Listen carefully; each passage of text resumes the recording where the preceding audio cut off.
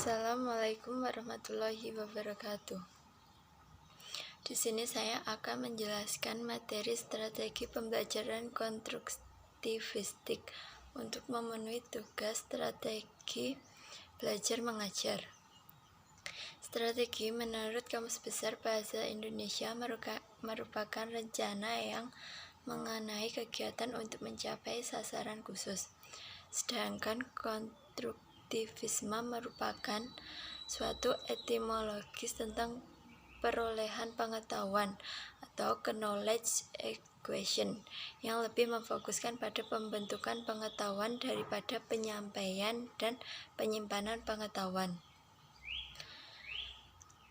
Dalam pandangan konstruktivisme, peserta didik berperan sebagai pembentuk atau konstruk dan pentransformasi pengetahuan.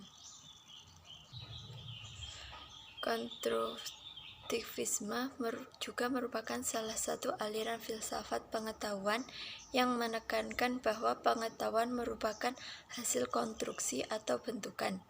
Pengetahuan selalu merupakan akibat dari suatu konstruksi kognitif dari kenyataan yang terjadi melalui aktivitas seseorang. Teori belajar konstruktivistik biasanya dimulai dari karakter manusia masa depan yang diharapkan dari konstruksi pengetahuan proses belajar menjadi lebih baik.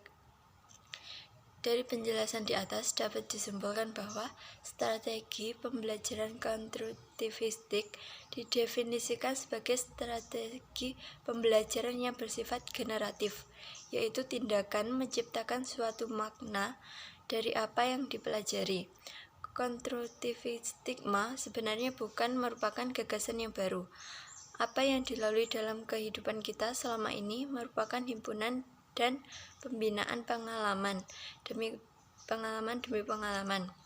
Ini menyebabkan seseorang mempunyai pengetahuan dan menjadi lebih dinamis.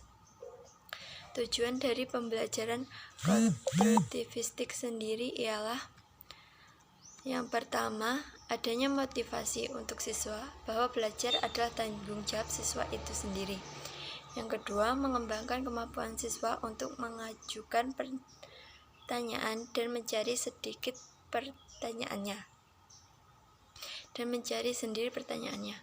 Yang ketiga, membantu siswa untuk mengembangkan pengertian dan pemahaman suatu konsep secara lengkap. Yang keempat, mengembangkan kemampuan siswa untuk menjadi pemikir yang mandiri. Yang kelima, lebih menekankan pada proses belajar bagaimana belajar itu.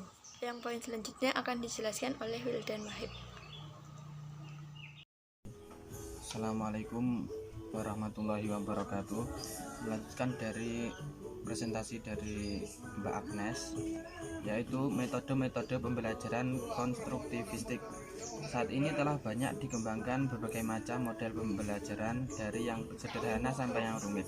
Teori konstruktivisme juga memberikan model pembelajaran tersendiri. Beberapa model pembelajaran teori ini antara lain yaitu discovery learning. Discovery learning adalah metode mengajar yang mengatur pengajaran sedemikian rupa sehingga anak memperoleh pengetahuan yang sebelumnya belum diketahuinya, tidak melalui pemberitahuan, namun ditemukan sendiri.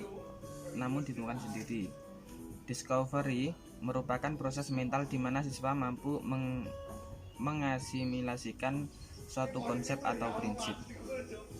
Yang kedua, active learning.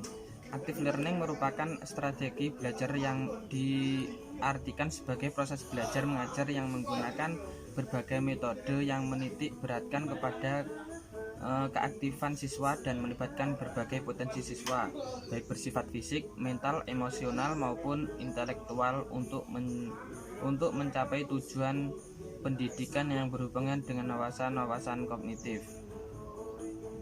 Yang ketiga, contextual learning. Contextual learning merupakan suatu proses pendidikan yang heuristik dan bertujuan memotivasi siswa untuk memahami makna materi pelajaran yang dipelajari dengan mengaitkan materi tersebut dengan konteks kehidupan mereka sehari-hari, seperti konteks pribadi, sosial, dan kultural. Yang keempat yaitu quantum learning. Quantum learning ialah pengajaran yang dapat mengubah suasana belajar yang menyenangkan serta mengubah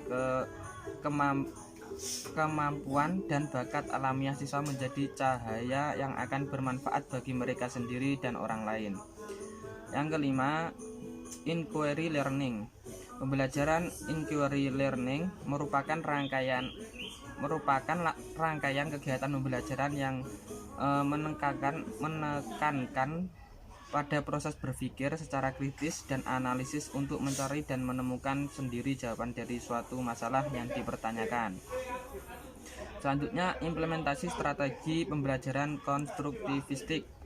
Implementasi pendekatan konstruktivisme dalam bentuk pembelajaran diwujudkan dalam bentuk pembelajaran yang berpusat pada siswa, student center.